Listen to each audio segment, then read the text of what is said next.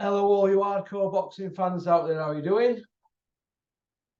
It's Russ here from Porky's Corner. Biggest gob in sport. Should have had an 8 o'clock Zoom this morning with a gentleman called Gareth from Cardiff. Plenty to say last night. Emailing me constantly, going on about his guy, Joe Calzaghe, who's in the Hall of Fame, and what a great fighter. Can we stop this window? Bit there in here. Bit stuffy. Right. This is how I look at it. I know what you wanted from me, Gareth. You wanted me to explain a few things to you. So what I'm going to do, I'm going to explain a lot to you. So get ready. Right. Joe Calzaghe, 46-0. Elite fighter. Great fighter. Very, very, very, very, very, very good.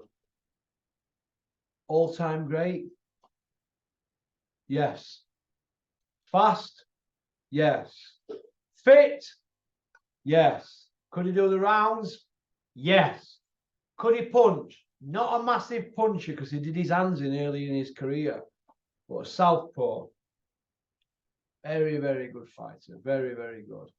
On his day, you've seen him. Oh, in 2008, when Carl Froch were mandatory to him, age 30, knocking everybody out, that's an hard fight. Carl might not have been the big name, but when you get into that mandatory position, you've got to have your chance, haven't you? When Carl Froch and Groves mandatory, forced him, didn't he? When James DeGale were mandatory, he retired. But if he'd have knocked James DeGale out, that wouldn't have meant anything, would it? Because Groves done him twice, didn't he? And James DeGale, as you keep pointing out, Gareth, was a great fighter, an Olympic gold medalist. But his best wins were what? Andre Dirrell and Lucian Bute. That Carl Froch took their zeros. He ripped Bute's off him. Oh, pound for pound. Dirrell, an Olympian, bronze medal Olympian. Bute were an Olympian. Took the zeros. Calzaghe. Getting back to Calzaghe. Let's get back to the main course because we're going to have a good one today. Gareth. Joe Calzaghe vacated on the last day. Carl Froch had a meeting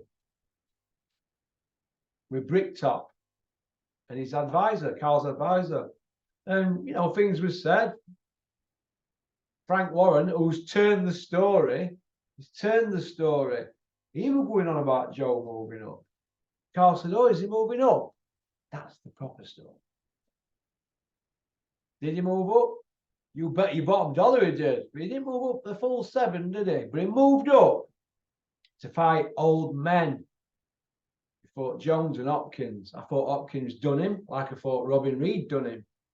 But he got the benefit of doubt. Split decisions. There's always arguments of them. There's one with Froch and Dirrell. People make a case for Dirrell beating Froch on a split decision, but Dirrell came to stink the arena out, didn't he? Well, let's just back up a little bit, Gareth, shall we? Let's just back up a little bit. Because your man vacated. Vacated Joe Calzaghe. Vacated on the very last day. Why would Carl Froch want to fight on Bricktop show? Why would he want somebody having options on him? 45-page statements. Glenn Johnson. Calzaghe didn't fight him, did he? Pulled out 3 times. 3 times. The 3rd time he pulled out, Joe Calzaghe's promoter had to pay $100,000 to Glenn Johnson's team. Facts!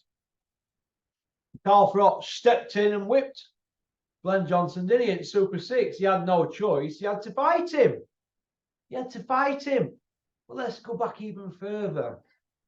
He fought Chris Eubank for belt. Eubank should have been fighting Mark Prince that week, 1997. I was there. And Joe Calzaghe won. I was there, so were Liam Gallagher. He was there on the night. He was at Sheffield. People forget about them things, don't they? Eubank had to take another £7 off. Yeah, how bad's that? Hey, £7. Unbelievable. Old man Eubank at the time. Shot to bits, been punched upside down. An easy win for the WBO. Tyson Fury once did an interview with Kugan Cassius and he said, Joe Calzaghe, he's a British world champion, isn't he? I mean, who did he beat? Squeaked by Robin Reed. People said he lost. Who else? Didn't fight Kessler in Denmark. They paid Kessler extra to come over here, didn't they? Rematch Mario Vates, even though I beat him up first time, rematched him. Beat him up again. Didn't rematch Robin Reed though, did he? When CompuBotch had Robin Reed landing more punches, better percentage and all that. Good luck. It's all online. But we're not allowed to say out like that, are we? Or Brian McGee, how Calzaghe didn't want to fight undefeated Brian McGee, another Olympian that Carl Froch iced. Froch iced Reed and he iced McGee. He left McGee on the floor and dragged his foot round McGee's ear hole. Go and watch the stoppage in the 11th. The hair stood up on my arms, pop, pop, bang. Calzaghe didn't want to fight McGee because he's a southpaw. Southpaws don't like to fight other southpaws. If you don't believe me, go and ask Billy Joe and John Ryder. That was an hard night for Billy Joe, wasn't it? Hard night. Joe Calzaghe's career has been padded all the way through. WBO padded. Now, we look at the Kessler situation and people go, okay, Kessler beat Froch. Froch dropped Kessler. In Denmark, they give it as a push. Dropped him. Go and look. Dropped him, mate. They did everything. The fight's on, the fight's off. Blah, de blah. They played with Froch's head all fight week. They did Calla. We know about you, don't we, Calla Montana? El Calla. Sven Otka were with Calla, wasn't it? And he equalled Joe Calzaghe's record of 20 defences. But Sven Otka retired undefeated. He's not in Hall of Fame, is he? Why? Because of all the corruption that were going on Sauerland shows. Facts! Go and have a look, Gareth. Facts! You know what I mean? Well, he didn't want Brian McGee, did he? Froch done him. And Reed didn't want Reed rematch. He wanted it all on a plate. Which brings me to John Pascal. Froch, number one, chasing Calzaghe down all that time. And then he goes and vacates. You think Froch should have knocked back all them millions to fight at City Ground? No. He vacated. Bricktop rounding contracts out that thick. Why do people want options on mandatories? What's the point in being a mandatory? You've got to have options and fight on other Bricktop shows. He might not have even had to fight Calzaghe. He just wanted options on him. You can't deal with people like that. It's a mandatory fight. You're mandatory. Mick Ennis is not going to pimp Carl out to Bricktop. Are you all crazy? Hey? Are you all crazy? Unbelievable. It's unbelievable what's been going on. And Bricktop, why are you coming out spinning yarns? Joe Calzaghe didn't want it. He vacated. Vacated. Did Froch vacate when he had undefeated Groves nibbling at his ankles? No. He put him on planet orbit twice. Concussion first time and left him with a bent leg like Coogan second time. Pop, pop, bang. Poo-poo slang. Get a grip of yourself, Joe Calzaghe. And as for you, Bricktop, old dinthead, you're out of your mind. If you'd have fought the Cobra, I'd have fought for you. You ain't even paying people then. You don't believe me? Go speak to Curtis Woodhouse. He's got a cheque framed on wall of his house in Driffield. Pop, pop, bang. Hey? A 15 grand bouncer from your Bricktop. Unbelievable. Unbelievable. Oh, dinthead. Hey? So, Gareth, from Cardiff. You bottled it.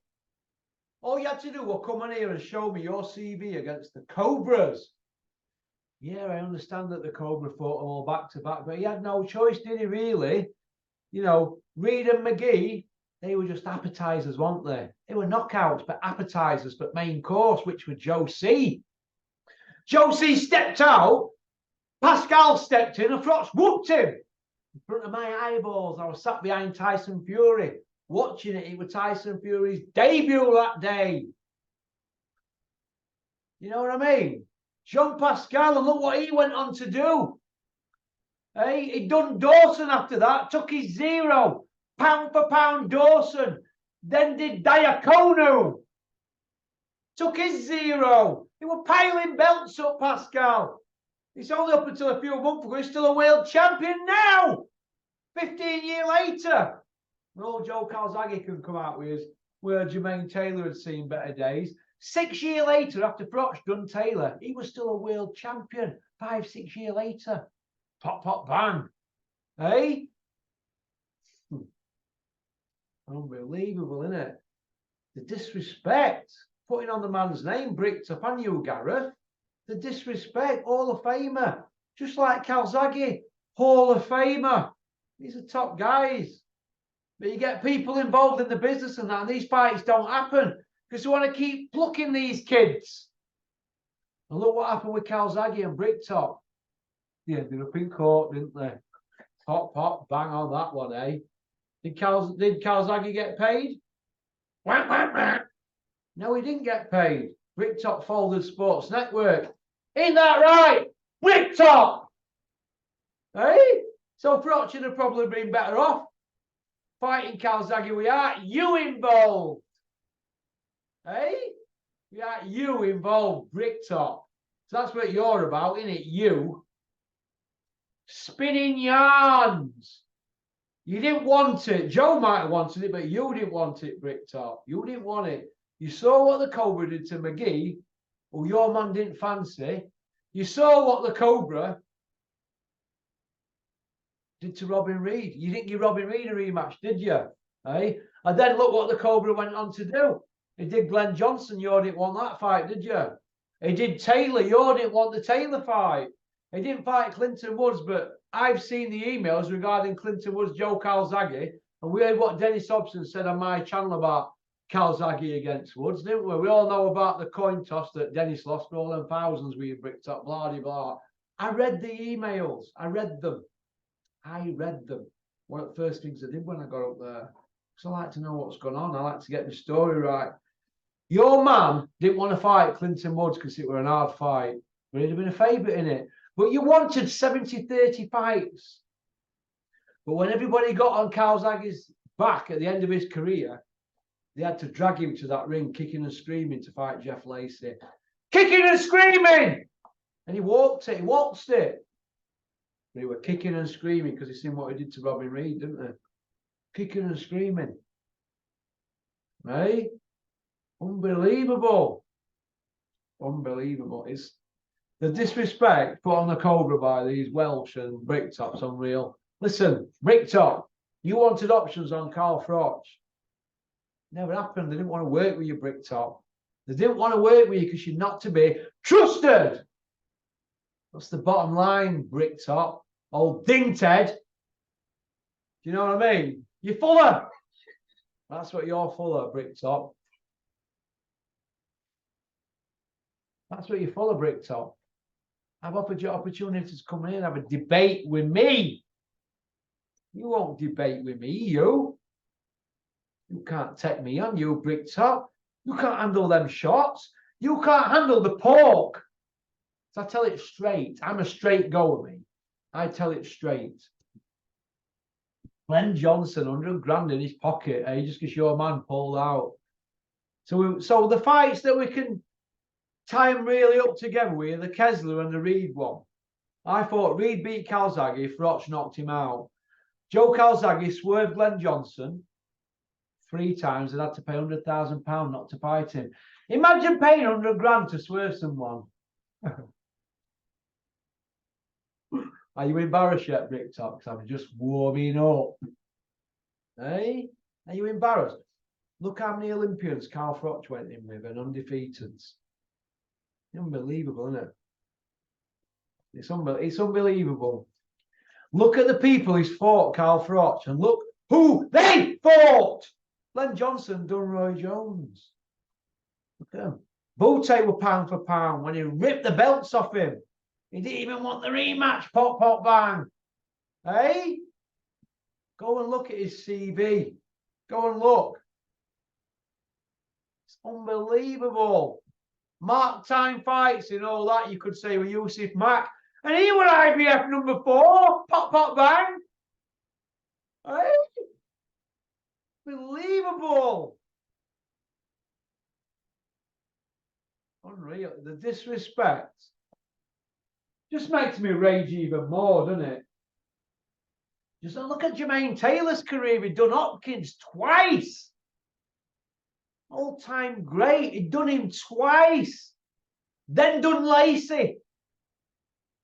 Jeff Lacey. And the Cobra were next after that. Everybody were like, now he's in with a proper fighter, Jermaine Taylor.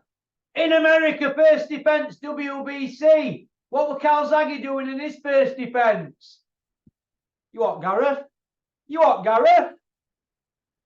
Branko Sobot. 14-1. A goat herder from Armenia. In Cardiff. Or Olympic bronze medalist, Jermaine Taylor, who done Hopkins twice, and was still a world champion 6 years later. And Justin Hopkins twice and Jeff Lacey. In America, and Froch went over there and put him in planet orbit. Put him on the moon. On the moon, mate. Planet Saturn. So, you know, all these fighters surrounded in and around the Calzaghe situation. We've still only got Reed and Kessler who we can compare them with. You know what I mean? And the Kessler one weren't in Denmark, was it? For Joe, it was in UK. Like I said, Froch dropped him in Denmark. But we all know about the Sewellans, don't they? The Sewellan rats.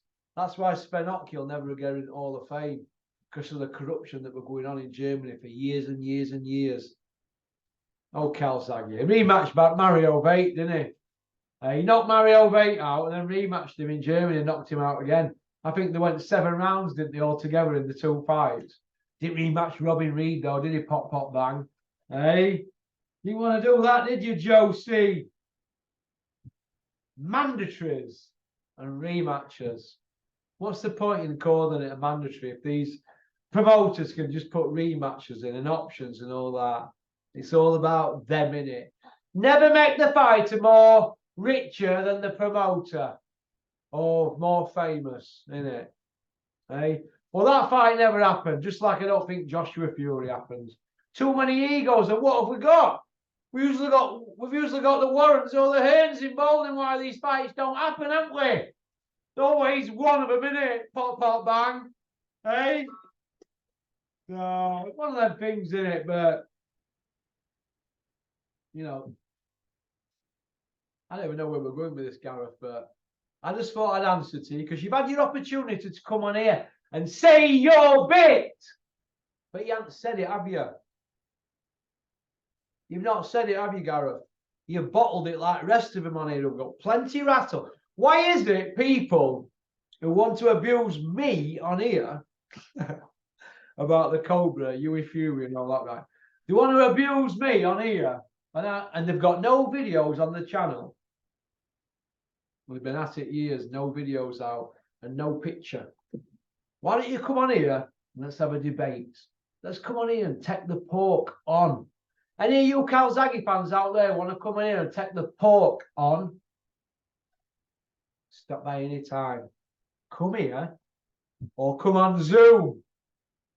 More than welcome. More than welcome. Nobody said Joe Calzaghe can't fight.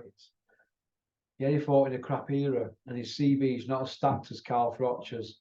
When you've got 22 world title fights at super middleweight, when you've only got 8 world champions on there, and only 3 current, and only two of them current champions, weren't they really? Lacey and Kessler. The rest were former, old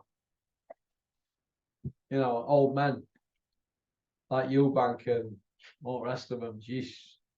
You know what I mean? Your Mario Bates, your Branko Sobo. What about that lorry driver, Tucker Podwell in Newcastle? Imagine that.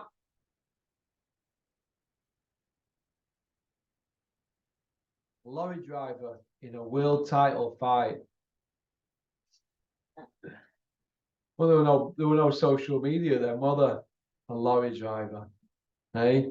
Branko Sobot, goat herder, WBO goat herder. Hey? Go look at the Froch's CV. It's like a who's who of the era. I mean, even Glenn Johnson had just dusted Alan Green in tournament. People were tipping him to beat the Cobra. We all saw what happened, don't we? Got drowned, didn't he? The Cobra drowned Glenn Johnson. He was a tough old boy, Glenn Johnson. But,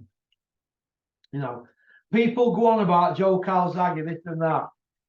Carefully matched. It was all designed to be undefeated. Carefully matched, but nobody said he couldn't fight. But like I said, they took him kicking and screaming to the ring to fight Lacey because they were frightened to death. Once he got in there, we were bang on with him. Took him to school. Do you know what I mean? But all we can say to match the careers is, well, he bottled him and he did a better job on him than him. Look, they didn't fight, did they? The reason they didn't fight, in my opinion, were the options. I don't think Mick Hennessy and Carl Froch wanted to work with Bricktop with options. They just wanted a one-fight deal, the mandatory slot. We've got the mandatory. Why can't we just have one fight? They vacated on the 270th day. Isn't that right, Bricktop? The final day. Carl Froch has got a right to have a meeting with him. He didn't need Hennessy there. So what if he went behind Mick Hennessy's back and had a meeting? So what?